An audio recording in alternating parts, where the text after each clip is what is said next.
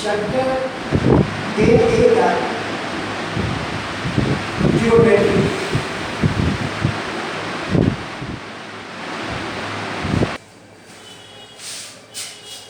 आज का टॉपिक है ट्रिगोनोमेट्री। इसमें हम लोग पढ़ेंगे राइट एंगल ट्रायंगल के बारे में। तो सबसे पहली बात देखेंगे कुछ फॉर्मूला, जैसे sine, cos, tan, cosec theta, sec theta और कॉट थीटा। ठीक, तो यहाँ देखेंगे फर्स्ट फॉर्मूला में sine theta into cosec theta 1, यानी कि साइन थीटा और कॉसेक थीटा को मल्टीपल करते हैं तो 1 होता है। ठीक, इस तरीके से sine theta equal to 1 by cosec theta, cosec theta equal to 1 by sine theta. इसी तरीके से next cos theta into sec theta 1, then cos theta is equal to 1 by sec theta, sec theta is equal to 1 by cos theta। Third, tan theta into cot theta 1, then tan theta is equal to 1 by cot theta and cot theta is equal to 1 by tan theta। ये हो गया। Sine theta is equal to, देखिए यहाँ पे हम एक right angle triangle बनाते हैं और A B C, B right angle है। यहाँ मान लीजिए हम थीटा ले लेते हैं एंगल। अगर ये एंगल है तो एंगल के ठीक सामने वाला जो होगा लेंथ, ठीक लाइन, वो परपेंडिकुलर होगा और ये हो जाएगा बेस और ये हो जाएगा हाइपोटेनस। ठीक, तो इस हिसाब से ये है परपेंडिकुलर, बेस और ये हाइपोटेनस। तो साइन थीटा इक्वल टू होता है P बाई H, यानी परपेंडिकुलर बाय हाइपोटेनस। ठीक, साइन का अपोजिट होता है क्या?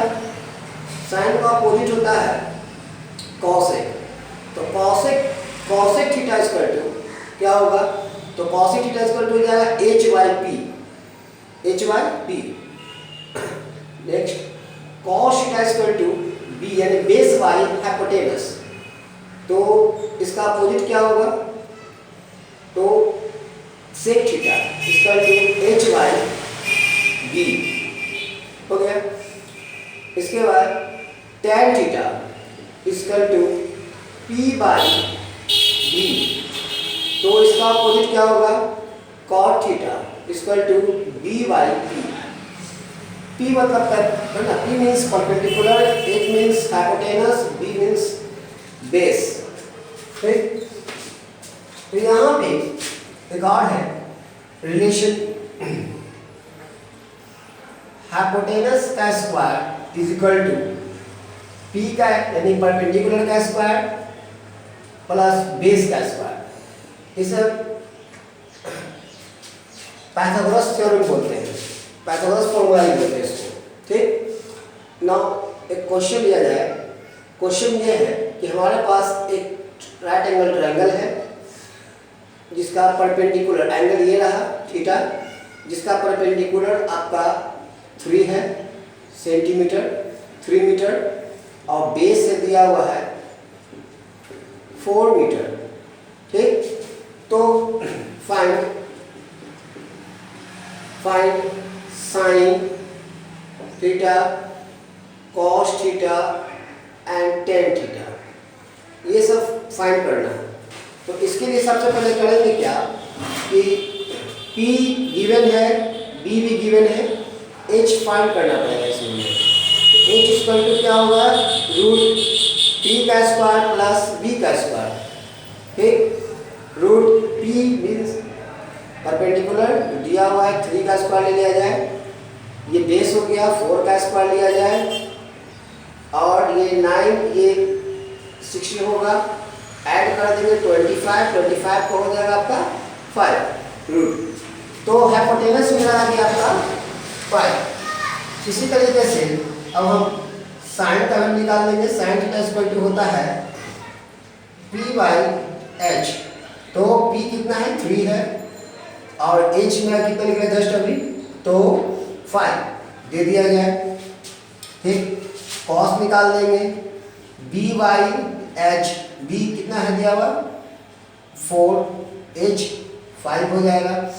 इस तरह से सभी का आंसर निकाल सकते हैं। एक क्वेश्चन मैं और लेता हूँ। राइट एंगल ट्रायंगल है ए बी सी, 90 डिग्री है बी एंगल, तो यहाँ पे ठीक दिया हुआ वैल्यू क्या है, एच का वैल्यू दे दिया गया है 10 मीटर, बी का वैल्यू दे दिया गया है 8 मीटर, पी नहीं दिया हुआ है, पी फाइंड आउट करना पड़ेगा। और find sign A sign C cos A cos C tan A tan सी, ये फाइंड आउट करना है। तो सबसे पहली बात करेंगे क्या, ठीक, कि हमें बेस पता है, हाइपोटेनस पता है, पी फाइंड करना पड़ेगा। तो पी इक्वल टू होगा क्या, ठीक है, एच का स्क्वायर माइनस बी का स्क्वायर। तो एच का वैल्यू क्या है, एच का वैल्यू आपका है 10 पुट कर दिया जाए, बी का वैल्यू क्या है 8 पुट कर दिया जाए, तो 100 minus 64 then 36 equal to 6 metre, 6 metre हो जाएगा।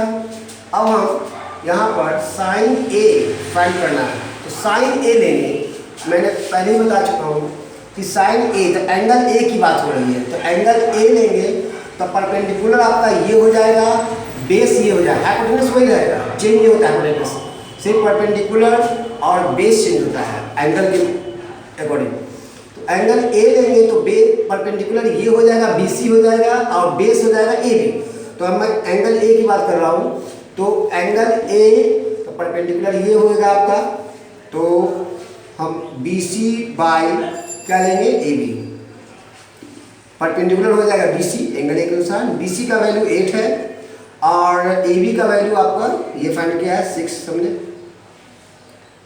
ओ सॉरी गलती हो गई, सॉरी परपेंडिकुलर हो गया BC हो गया और हाइपोटेनस आ जाएगा आपका AC। तो BC का वैल्यू 8 है, हाइपोटेनस 10 है, ठीक। साइन C मैं लूंगा, एंगल C की बात कर रहा हूँ, तो एंगल C लेंगे तो परपेंडिकुलर AB होगा, एंगल C लेंगे तो परपेंडिकुलर AB होगा, हाइपोटेनस वही रहेगा। तो साइड एंगल इसका साइड का इक्वल टू होता है क्या है P/H, तो P का वैल्यू ये काम करेगा, AB काम करेगा और H का काम करेगा आपका ये AC। तो यहाँ पर हम करेंगे क्या कि AB का वैल्यू कितना मिला है 6 और AC 10 है, ठीक है। चलिए उसके बाद cos A और cos B की बात, C की बात करूँगा, cos A और cos C। cos A angle A लेंगे, ठीक है, तो cos का इक्वल टू होता है क्या बेस बाय हाइपोटेनस। तो एंगल A की बात करें तो परपेंडिकुलर ये हो जाएगा, बेस ये हो जाएगा, तो बेस हो जाएगा AB, ठीक है, हाइपोटेनस तो वही रहेगा AC, ठीक। तो बेस ये हो जाएगा, तो यानी P का वैल्यू यहाँ पे AB का वैल्यू क्या लिख रहा है 6 भर दूंगा और ये हो जाएगा 10। एंगल C लेंगे cos C, तो cos C लेंगे तो परपेंडिकुलर ये हो जाएगा, बेस ये हो जाएगा, तो बेस BC हो जाएगा, एंगल C लेंगे तो परपेंडिकुलर ये बेस ये हो जाएगा, तो BC बेस हो जाएगा और हाइपोटेनस AC रहेगा। तो BC का वैल्यू 8 है और AC दे दिया 10, ठीक। इसी तरीके से tan A और tan C की बात, तो tan थीटा इक्वल टू क्या होता है P बाई H, यानी परपेंडिकुलर बाई हाइपोटेनस। तो एंगल A की बात कर रहा हूँ, तो एंगल A लेंगे तो परपेंडिकुलर आपका ये हो जाएगा, ऐसे कैसे, अच्छा बोलिए कट कर दीजिए। तो यहाँ पे tan थीटा इक्वल टू होता है P बाई P, तो यहाँ पर एंगल A है, ठीक है, तो P का काम करेगा BC, ठीक है, बेस का काम करेगा AB, ठीक, तो यहाँ पर P का काम करेगा BC, तो BC हम लिख देंगे, और बेस का काम करेगा AB, तो AB लिख देंगे यहाँ पे, और BC का वैल्यू 8 है, AB का वैल्यू 6 है, ठीक। एंगल C लेंगे तो परपेंडिकुलर हो जाएगा AB और बेस हो जाएगा BC, तो इस हिसाब से हम AB का वैल्यू कितना दिया हुआ है, तो AB निकल गया आपका 6 और BC दिया हुआ है 8, हो गया। इस तरह से हम सभी कंपोनेंट का वैल्यू निकाल सकते हैं।